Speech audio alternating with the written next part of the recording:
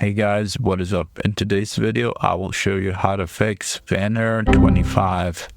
So this is a connection error, and the first thing you can try is just simply restarting your PC and then checking if that helps.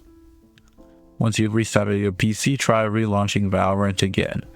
Now, if that doesn't help, you go to search, go to add or remove programs.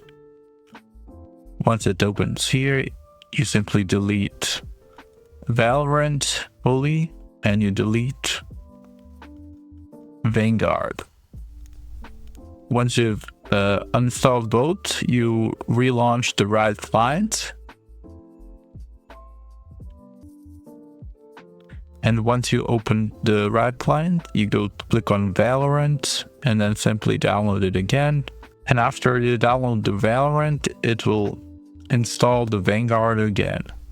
And then after you're finished with all of that, after it's done installing both Valorant and Vanguard, you simply restart your PC and then check if the problem is still there. Now, there's one more solution. If that doesn't work, this solution has a 99% probability that it will work. And this is how you do it. You go to search, type in run.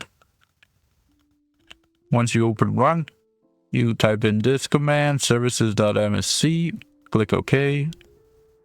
It will open a window. Once you open the window, click anywhere here once, and then press V on your keyboard until you find VGC.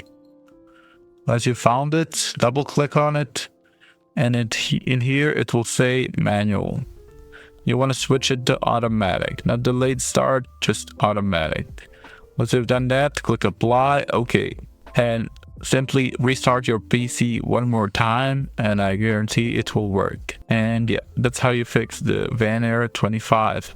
That's it for this video. Like, subscribe, comment down below. See you guys in the next one. Hopefully this helped. Bye bye.